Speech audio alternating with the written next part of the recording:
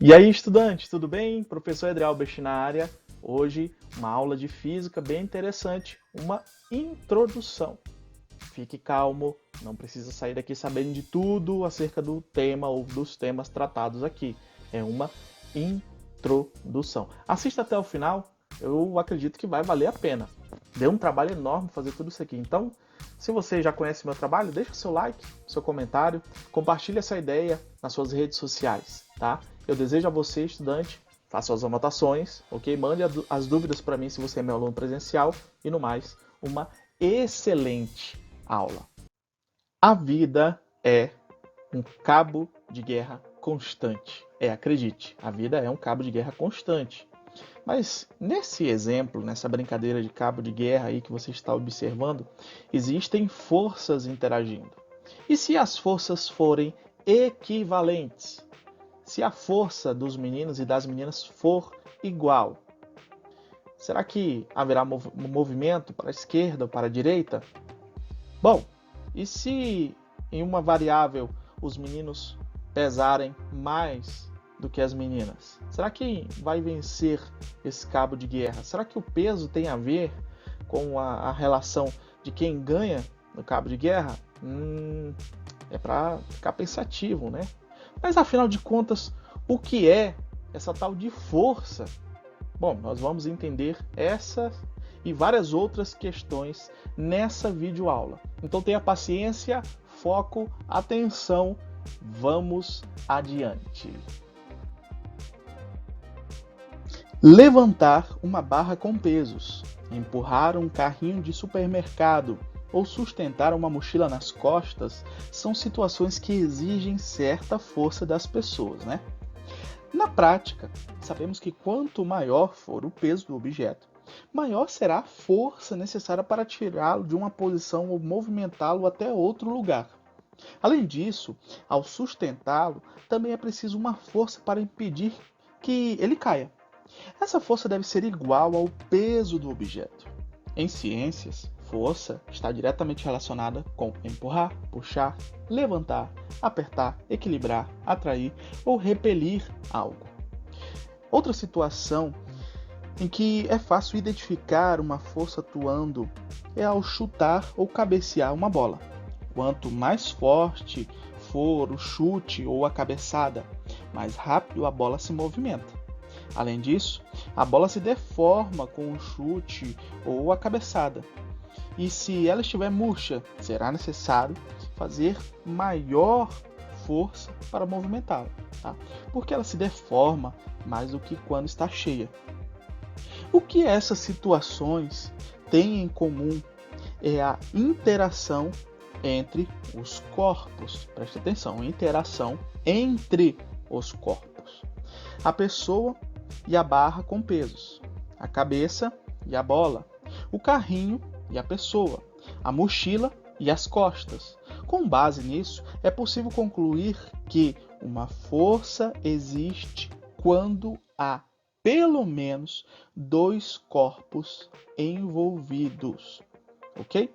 Então repare ainda nas consequências de aplicação da força em cada caso, que altera a velocidade, deforma um corpo ou equilibra a ação de outras forças.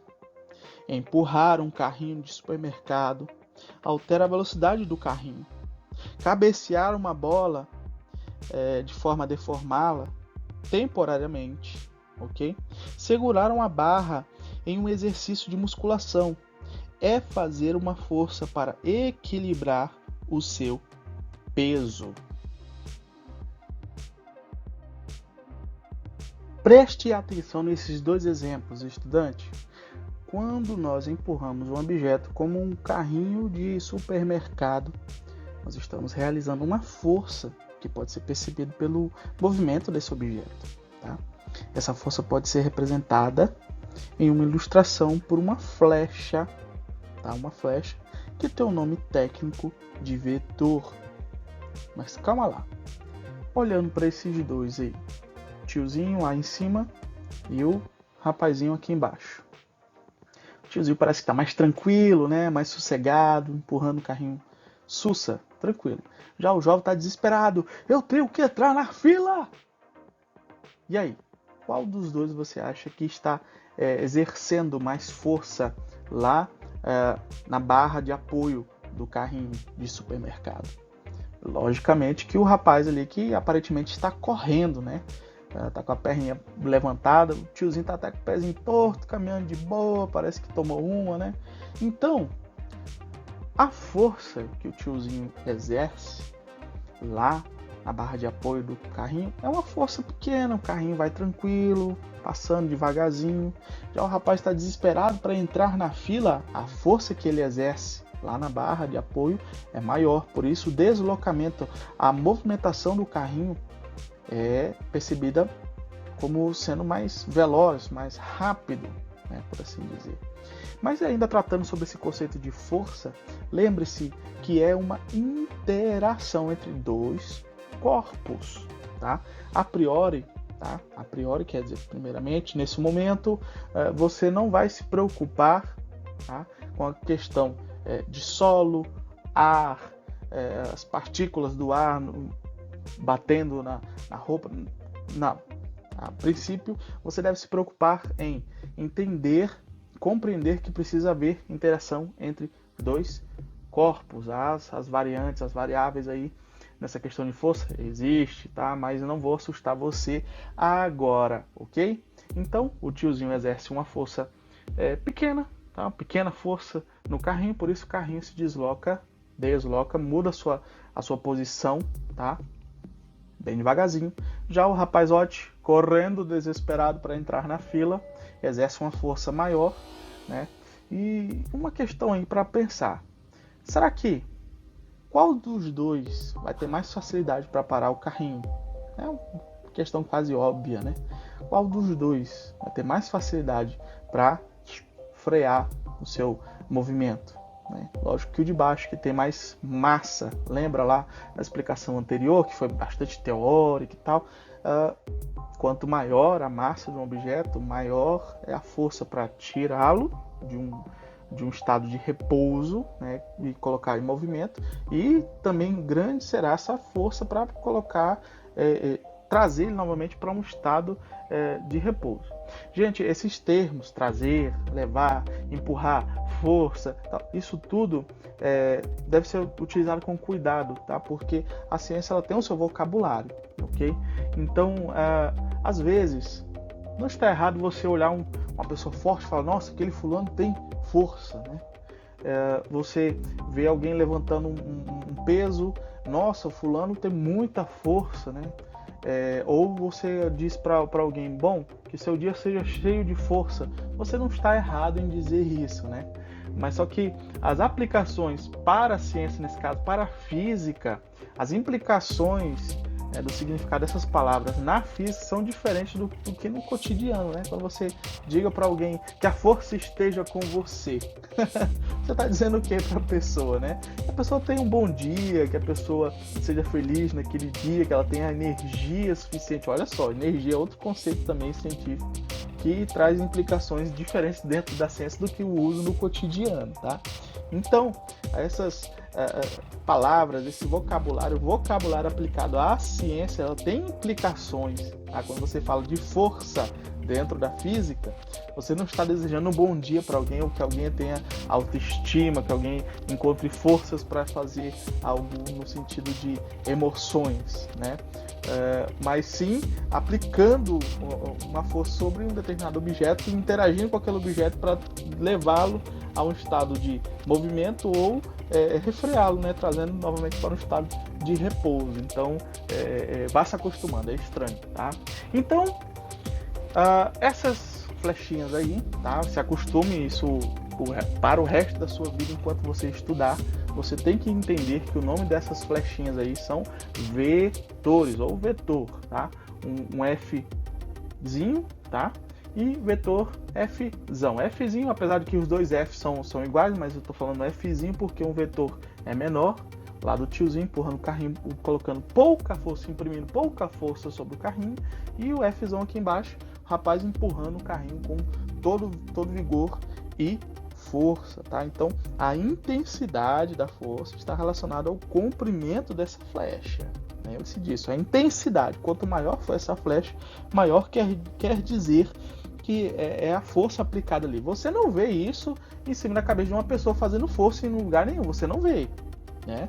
Mas para demonstrar, né, para ficar aqui percebido, né, como, para onde está apontando a força, qual a intensidade dessa força, tal, é necessário colocar essa flechinha que nós chamamos de vetor. Beleza? Eu acho que super tranquilo, né? Então vamos adiante. Preste atenção no primeiro exemplo aqui mais abaixo, de uma pessoa empurrando um cubo grande, maior do que ela. Tá? Vamos levar em consideração que a força que ela está exercendo, tá, para deslocar esse cubo. Deixa eu ver se eu acho bem aqui o laser. Deixa eu pegar aqui. Bom, você está vendo aqui a força que ela está exercendo, tá, no cubo para deslocar ele. Só que inversamente, né, contrário a essa força, nós temos a força de atrito, que é do cubo tocando o solo. Peraí, professor, mas é só do cubo? Não, aí que vai entrar, né? Nós temos várias forças envolvidas. Nós temos a da gravidade, que não deixa o bloco sair do chão, né? Com essa força que a pessoa aí está exercendo nesse cubo, não vai permitir ele levantar voo aí, né? Então está no chão e permanece no chão por conta da força da gravidade. Então coloquei aqui para não embaraçar a cabeça de vocês, tá? Mas essa nova força, entre aspas, que temos é de atrito, que está aqui no bloco, que está aqui nos pés dele também, que está empurrando. Porque se não tivesse atrito, não haveria a possibilidade dele conseguir empurrar esse bloco, porque se esse bloco tiver uma massa maior do que a de quem está empurrando, quem iria ser empurrado é quem próprio está empurrando, né? Pareceu enrolado isso aí? Calma. Nas próximas aulas você vai compreender melhor. Talvez mais à frente fica mais claro isso aí. Mas o que você tem que entender agora, tá, é que existe uma tal de força de atrito.